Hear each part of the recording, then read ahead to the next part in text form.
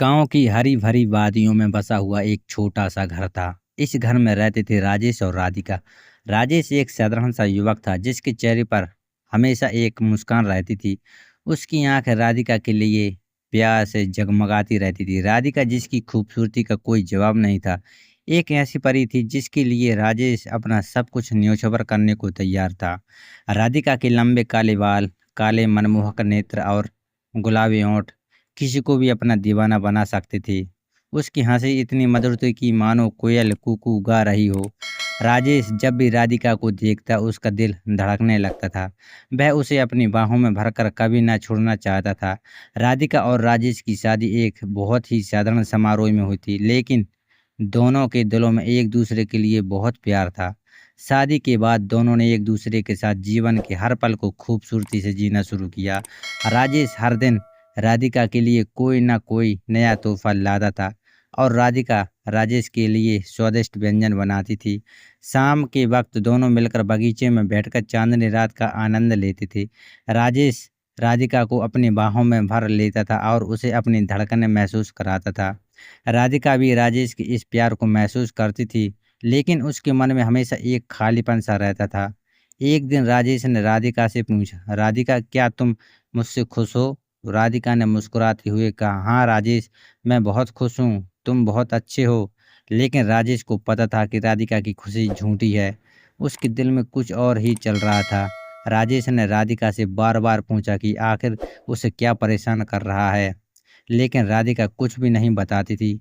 एक शाम राजेश ने राधिका से कहा, राधिका अगर तुम मुझसे कुछ छिपा रही हो तो मुझे बताओ, मैं तुम्हारे लिए कुछ भी कर सकता हूँ। राधिका ने राजेश की आंखों में देखा और धीरे से बोली, राजेश मैं तुम्हें बहुत प्यार करती हूँ। लेकिन राजेश ने उत्सुकता से पूछा, लेकिन क्या? राधिका ने कुछ देर सोचा और फिर बोली, मैं तुम्हें कभी भी उस तरह से प्यार नहीं कर पाऊंगी जिस तरह से तुम मुझे करती हो। राजेश के पैरों तले जमीन खिसक गई। उसे लगा जैसे उसकी दुनिया ही उजड़ गई हो। सच कहूँ तो दोस्तों, राधिका के मन में हमेशा उस गबरू जवान की तस्वीर बसी रहती थी जिससे वह कभी मिली थी। राजेश के साथ रहते हुए भी उसके दिल में उस बीते पल की यादें ताज़ा रहती। राजेश के प्यार को वह कभी समझ नहीं पाई और उसने उसे कभी अपने दिल के करीब आने नहीं दिया। एक दिन गांव के मेले में राधिका ने राजेश से जाने की इच्छा जताई। राजेश ने खुशी-खुशी उसकी बात मानी और दोनों मेले में घूमने गए।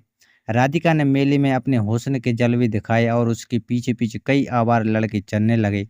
राजेश की बार-बार घर चलने की गुजारिश को राधिका ने नज़रअंदाज कर दिया। उसे अपने हुस्न की तारीफ सुनने में मज़ा आ रहा था, लेकिन मेले में ही अचानक एक दबंग आदमी, जिसे सब टाइगर कहते थे, आया और राधिका को देख उसकी आंखों में एक अजीब-सी चमक आ गई। टाइगर ने राधिका का हाथ पकड़ा और उसे अपने साथ चलने का इशारा किया।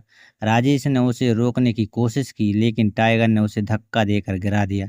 राधिका ने एक पल के लिए सोचा, लेकिन टाइगर के व्यक्तित्व से प्रभावित होकर उसके साथ चली गई। टाइगर ने राधिका को एक महलनुमा घर में रखा, जहां वह उसे हर तरह से खुश रखने की कोशिश करता था।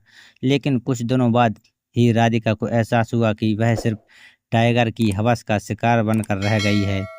एक दिन टाइगर ने उसे एक बड़े आदमी के साथ रहने को कहा और तब राधिका को समझ आया कि वह सिर्फ एक खिलौना बनकर रह गई है। राधिका ने इस स्थिति से निकलने के लिए एक योजना बनाई। उसने टाइगर और उस आदमी को नशे की हालत में गोली मार दी और पुलिस में आत्मसमर्पण कर दिया। जेल में रहने के दौरान राधिका ने अपने बीते समय के बारे में सोचा और उसे एहसास हुआ कि उसने राजेश के सच्चे प्यार को ठुकरा दिया था। जब उसकी सज़ा पूरी हुई और वह जेल से बाहर आई तो राजेश वहां खड़ा उसका इंतजार कर रहा था। राधिका की आंखों में पश्चाताप के आंसू थे, लेकिन राजेश के प्यार ने उसे फिर से संभाल लिया। राजेश ने उसे अपने सीने से लगाया और कहा, मैं तुम्हें आज भी उतना ही प्यार करता हूँ जितना पहले करता था। राधिका ने राजेश के प्यार को समझ लिया और उसके साथ अपने नए जीवन की शुरुआत की। इस बार उसने राजेश के सच्चे और निर्मल प्यार को अपनाया और दोनों ने एक दूसरे के साथ अपनी ज़िंदगी को नए सिरे से जीना शुरू किया। तो दोस्तों, यह थी आज की कहानी। अगर आपको मेरी कहानी पसंद आई है तो कृपया मेरे चैनल को सब्सक्राइब करें और घंटी दबाकर सभी नोटिफिकेशन चालू कर लें, ताकि आपको अगले वीडियो की सूचना सबसे पहले मिल सके। आपके प्यार और सपोर्ट के लिए धन्यवाद।